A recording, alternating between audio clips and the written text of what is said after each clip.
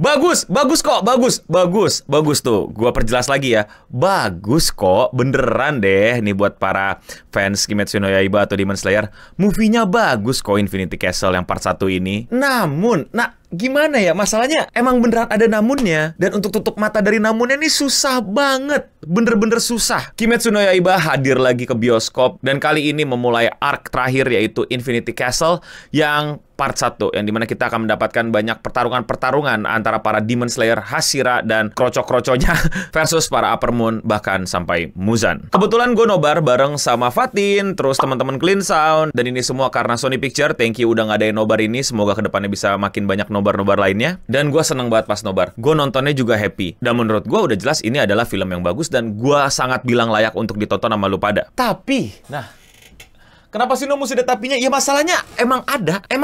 Bohong nggak sih kalau kita bilang nggak ada gitu? Emang dicari-cari nggak sih? Enggak, ini beneran kagak nyari-nyari. Gue paling jago nyari-nyari kalau kalian tahu kan. Gue paling bisa tuh nyari-nyari itu. Tapi ini emang kagak perlu dicari dan udah banyak orang juga ngomongin. Jadi apa nih namun dan tapinya dari Kimetsu no Yaiba The Movie Infinity Castle? Apakah memang sebagus itu, sepik itu seperti para penonton-penonton di bioskop lainnya? Memang kok. Namun,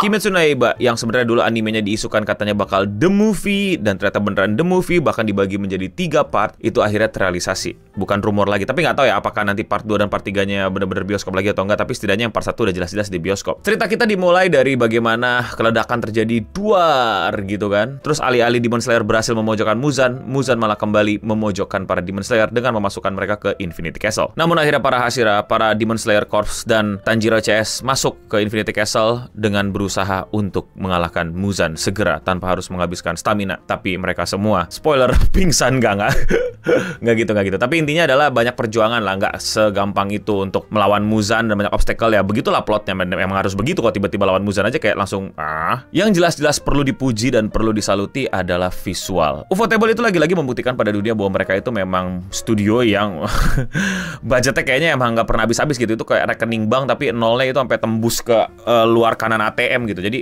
aman aja gitu, lu mau minta apa bisa terjadi. Yang paling mau gue apresiasi, kalau orang-orang bilang kan fight scene-nya dan lain-lain, kalau menurut gue yang sangat perlu gue apresiasi adalah background-nya. Man, itu tiap background di situ tuh kayak lukisan gak sih? Kayak next level gak sih? Dimana genteng-genteng bocor, cahaya masuk, terus lantainya yang retak-retak, rusak dan lain-lain. Somehow environment-nya dibuat bener-bener indah dan luar biasa. Gue yakin di komik nggak sekelihatan ini, tapi di sini bener-bener kasih lihat. Bahkan tuh hampir banyak banget, bukan cuma 1-2 kali, hampir banyak banget tiap ruangan punya visual background yang sangat-sangat memanjakan mata dan konsisten terhadap visual tersebut. Jadi emang kayak layak banget ditonton di bioskop, bukan ditonton sama laptop, apalagi pakai handphone lu yang kecil banget, abis itu suaranya pecah pakai speaker loudspeaker, abis itu bajakan dan lain-lain.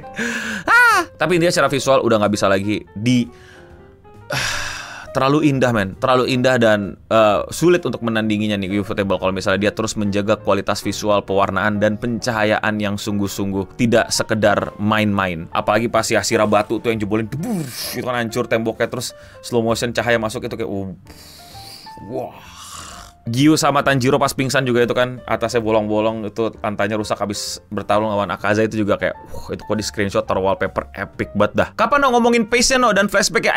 Sabar tar. Masih banyak yang pengen gue puji dulu. Yang berikutnya adalah 3D. Lagi-lagi masih banyak wibu baru yang menganggap kalau ada 3D itu langsung jelek, kalau apa-apa kelihatan 3D langsung jelek. Bukan masalah itu, Pak. 3D atau bukan itu bukan sebuah masalah utamanya. Masalah utamanya adalah ketika menggunakan objek-objek 3D masuk ke dunia animasi yang anime. Kadang itu kalau bahasa gua nggak tahu, sorry bahasa teknisnya apa masih belum dapat, ngeblend kalau kata gua. Jadi dia nyaru nggak sama background, bikin jadi kayak kelihatan indah nggak 3D itu. Kelihatan 3D tapi kayak kok indah gitu. Dan Infinity Castle ini banyak banget mainan 3D-nya, tapi ya oke-oke aja, karena mereka bener-bener nyaru. Itu bahasa bahasa daerah gue ya, nyaru, tau gak lo? Bener-bener nyaru, ngeblend sama environment-nya sehingga itu tidak menjadi gangguan mata gitu. Kalau kalian inget anime berkebun dan tiba-tiba ada monster 3D, itu gangguan mata banget tuh, kayak apaan dah. Atau Blue Lock Season 2 yang kalian banggakan itu dan gak mau kalian akui jeleknya itu, yang mereka lagi main bola pas lagi lari itu kan 3D batu zeng, itu terlalu kelihatan 3D-nya gitu loh. Nah, Infinity Castle ini 3D mampus, tapi ya sangat-sangat bisa dibuktikan kalau mereka itu punya semacam tim compositing atau layering atau gimana lah, gue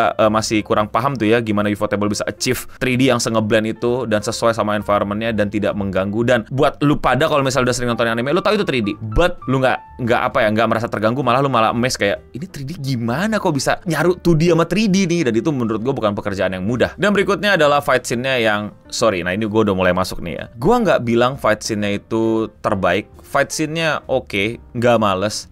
Cuman ada beberapa kali gue ngerasa sangat-sangat repetitif dan gitu-gitu aja. Plus sound design-nya, tanpa mengurangi rasa hormat gue men, tapi pas Entertainment District adalah sound design terbaik Kimetsu no Yaiba yang pernah ada waktu pertarungan tuh. Wow, luar biasa banget. Di Infinity Castle, kita di bioskop, gue nggak dapetin eargasm itu. Oke, bukan sound design yang jelek, bukan sebuah karya yang mengganggu telinga, bukan juga yang jelek dan biasa aja. Luar biasa, tapi sayang kalau mau dibandingin sama Arc Entertainment tetap yang terbaik. Padahal nontonnya juga nggak di bioskop. Ya udah, langsung masuk deh ke yang banyak orang ngomongin bahwa ini Kimetsu Flashback no Yaiba. Nah, oke, kita akan bahas. Pertama, buat gua ini kayaknya dugaan gua dan mungkin kayak bener. Jadi itu nanti bakal dipotong-potong buat masuk TV series atau gimana lah. Karena kenapa? Karena itu yang kalian rasain kan, bahwa flashbacknya ini keterlaluan dan sangat terlihat gapnya untuk penonton yang di bioskop gitu, yang mana kita 2,5 jaman ya kalau nggak salah nonton. Itu bener-bener udah terbangun tensinya, udah kebangun build up-nya, udah kebangun semangatnya ngeliat, terus tiba-tiba flashback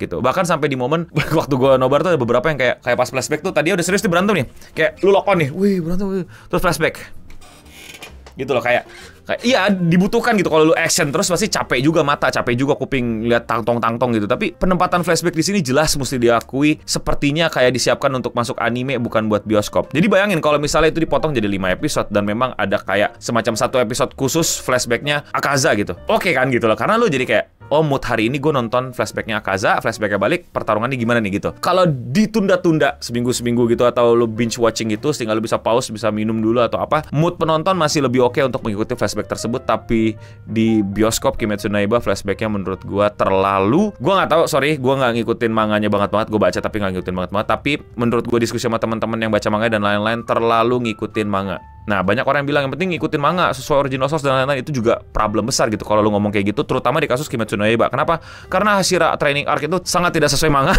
Kalau gua tahu, kalau nggak salah itu nggak sepanjang itu dan banyak yang ditambah-tambahin, which mean berarti lu harus bilang jelek dong, konsisten dong. Kalau nggak sesuai manga berarti jelek gitu. Kenapa giliran sesuai manga langsung lu bilang bagus gitu? Jadi menurut gua sesuai apa nggak sesuai dengan manga itu penilaiannya bukan langsung bagus dan jelek gitu, lebih kepada asik nggak. Nah, di sini kan mediumnya jadi bioskop gitu ya, bukan manga dan anime lagi, tapi pacingnya jadi bener-bener terlalu berkaca sama manga. Padahal menurut gue sayang. Gue langsung ngomong aja yang paling bikin gue kecewa, yang paling bikin gue kentang ya. Favorit gue di Kimetsu no Yaiba adalah Zenitsu. Zenitsu itu adalah bener-bener karakter yang my kisah gitu loh. Enggak lebay. Tapi kayak dari semua gue emang suka aja gitu sama dia dengan pernafasan petirnya dan bagaimana dia aura farming. Kalau berapa pertarungan, 2 pertarungan pertama yang tiba-tiba ada demon muncul. Pertama kali kita tahu bahwa dia adalah sleeping samurai atau gimana gitu. Terus yang laba-laba juga dia epic banget. Dan juga dengan theme song yang wah itu epic banget dan gue tidak mendengar itu tapi diganti, tapi jadi kayak itu kayak userannya dia gitu, putar aja gitu, tapi kayak Temo itu ya Tanjiro gitu kan. Ini Zenitsu tuh ada tim sokat kayak ya gue tahu, gue diceritain juga itu sesuai manga emang secepat itu ini juga lu tau kan filosofinya itu kan petir, jadi pertarungan cepat dan lain-lain. Ya, Entertainment District mereka lama-lamaan tuh sampai berapa episode jadi petir dan lain-lain udah nggak kepake lagi gitu loh, ngerti gak sih? Udah kayak ya udah gitu. Masalah ini kan 2 petir bertarung gitu. Ya gue tahu secara harusnya kan cepat gitu dan I understand, dan di manga pun juga dibikin cepat, cuman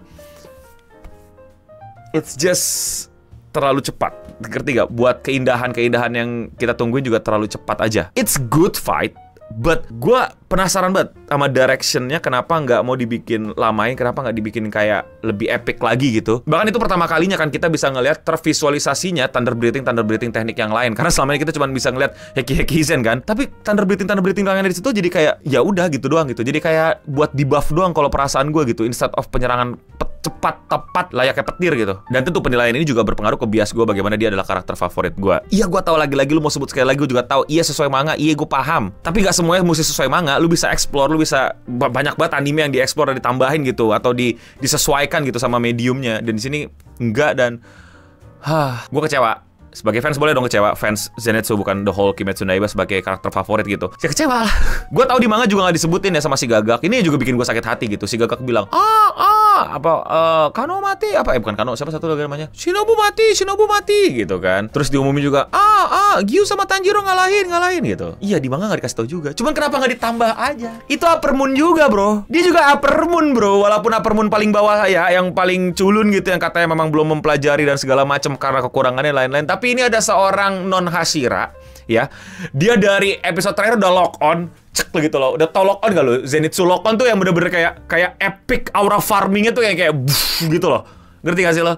Itu bener-bener kayak dan pas berhasil dikalahin dengan cepat, ya, nggak ada pengumumannya gitu kayak Zenitsu berhasil mengalahkan Upper Moon sendirian, solo aura farming, nggak ada yang bantuin, tapi butuh di heal tuh, nggak ada diumumin yang bisa bikin kayak para Demon Slayer kayak wah gitu, satu Upper Moon dikalahin sama satu non Hashira gitu nggak sih? Ya gue tahu gak ada di manga, gue ngerti, capek banget gue sama argumen gak ada di manga, but gak ada yang dirusak juga untuk itu ditambahin menurut gue gitu, tetap pada posisi yang emang keren dan emang yang mesti diakui keren ya gitu loh. Dan Zenitsu udah dibikin kurang keren apa dengan dia lock on satu movie gitu loh. Kita dapetin dia berbagai macam season jadi badut, sekarang jadi aura farmer gitu. Ya itu benar-benar bias banget sih argumen gue. Sangat-sangat subjektif, yang kalau bahasa anak Facebook subjektif harus objektif, lain-lain di true definisi subjektif objektif juga remet. Tapi ya gue jujur, itu benar-benar hal yang sangat preferensi gue gitu, instead of bagaimana secara visual dan lain-lain. Tapi menurut gue secara fase itu emang benar-benar bisa disepakati bersama lah ya. Karena balik ke tadi Shinobu juga, yang dimana menurut gue itu Shinobu di situ sangat-sangat epic untuk masuk, untuk memulai, tapi dibikin ya udah gitu. Tiba-tiba Kano datang gitu, tapi ditunda sampai harusnya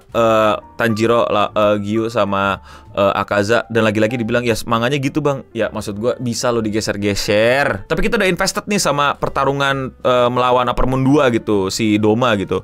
Keskipnya lama banget, apalagi ada Kano di situ kan, yang spoiler alert nanti bakal ada Inosuke gitu, kayak kasih dikit lah, atau nanti gimana lah gitu, kayak terlalu lepas. Jadi lagi fase lagi nih, fasenya mau pindah-pindah ini terlalu miripin di manga gitu, nggak mau disesuaikan sama bioskop, jadi kayak lost gitu loh. Lalu kalau gue jadi fans Gyu, gue marah sih. Ya lagi-lagi di manga gitu. Gini loh, inget nggak waktu pertama kali yang Hashira kabut ngeluarin marknya di Demon Slayer Mark gitu, atau kayak si Tanjiro ngeluarin Demon Slayer Mark, atau kayak si Shinobu waktu dia walaupun nggak ngeluarin mark sama dia nggak ngeluarin mark ya, dia ngasih final move-nya gitu loh, maksudnya kayak upgrade version dia atau kayak dapetin kekuatan tambahan. Ya plotnya memang begitu, dan itu adalah plot shonen, gue juga paham gitu. Tapi ada kayak cuang ke atas gitu, yang kayak epic gitu loh, yang kayak walaupun ternyata itu masih kurang berguna gitu, walaupun ya kita tahu nanti endingnya kayak gimana, tapi ada kayak momen epic ketika dia last attack-nya karena ada kebangkitan power, walaupun nggak ada marknya, walaupun karena dipegang sama kakaknya yang udah jadi hantu itu, tapi kayak that's epic. Gyu tiba-tiba bangkitin Mark, tapi kayak nggak ada epiko gitu loh, kayak nggak ada momentum epic kayak si Shinobu yang tiba-tiba stuck ke atas gitu, berantem kayak biasanya, cuma lebih cepat dan lebih menyusahkan buat Akaza gitu. Menurut gua secara direksi akan sangat lebih indah ketika tiba-tiba, ya kalau lu pada fans Gyu pasti juga setuju, tiba-tiba ada gerakan epic dia yang calmnya gitu, tiba-tiba berhasil gitu, misalnya kayak si Rengoku lah gitu, tiba-tiba walaupun Rengoku juga ngeluarin Mark gitu, tapi kayak swak gitu, tapi gagal gitu. Nah baru di situ Tanjiro, oh no, aku mesti transparan gitu. Transparan itu terjemahannya gue nggak tahu apakah memang harus transparan apa enggak. Jadi kayak ada momentum gitu loh, momentum kebangkitan Marknya ditandain kayak ya ganteng dulu lah dia 5 menitan fighting gitu. Akhirnya sampai akhirnya Tanjiro bilang wah ini kita bisa menang. Oh ternyata nggak menang, baru deh gue transparan. Nah itu terjadi berbarengan gitu. Si Gyu ngeluarin Mark, Tanjiro mikirin transparan gitu. Jadi kayak Marknya dia tidak quote unquote berarti, dan memang tidak berarti, tapi bolehlah kasih sedikit aura farming moment. Lalu kita masuk ke BGM-BGM-nya yang menurut gue oke, tapi paling kena ya ketika BGM si Akaza masa lalunya lah, itu paling kena sih pas tiba-tiba dia tobat. Dan komentar orang-orang yang komentarin tentang tobat no jutsu dan lain-lain, gue udah sih ini Demon Slayer gitu, ceritanya memang hitam putih begini, jadi gue sudah tidak kaget dengan bagaimana Akaza dikalahkan. Gue nggak merasa itu hal yang buruk atau jelek. Ini bagaimana plotline di Kimetsu gitu. Cuman yang gue sayangin kalau kalian sadar strukturnya adalah, pertama ini ufotable, dia bisa bikin yang wah.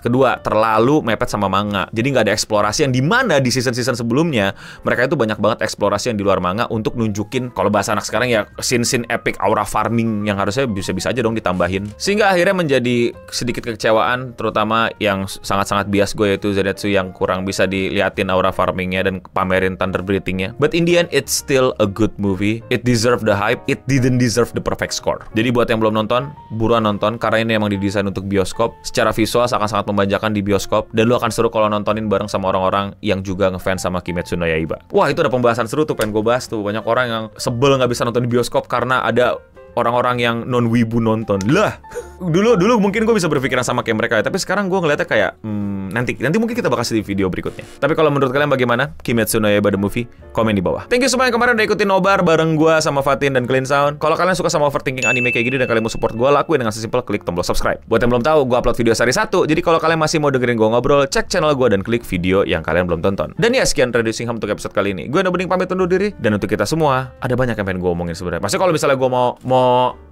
kritisi gitu ya, banyak banget gitu, tapi kayak udah gitu. Contoh yang paling agak sedikit ganggu ganjal di kepala adalah ya shonen lah ya, tiba-tiba diingat masa lalu terus dapat kekuatan. Itu sangat shonen, gue tahu, tapi agak janggal aja menurut gue. Dia baru ingat kekuatan bapaknya, sepowerful apa bapaknya gitu ya. Itu ketika momen yang sekarang gitu. Kemarin-kemarin pas mau belah batu atau mau apa gitu, padahal juga sama-sama waktu itu senjata kapak gitu ya, nggak inget gitu momen transparan bapaknya gitu, malah inget bapaknya nari-nari api. Nggak apa-apa. It's okay. Walaupun kelihatan tapi ya udahlah. Itu gue ketik ceritanya. Visualnya tetap ufotable. Untuk kita semua, stay clean and sound.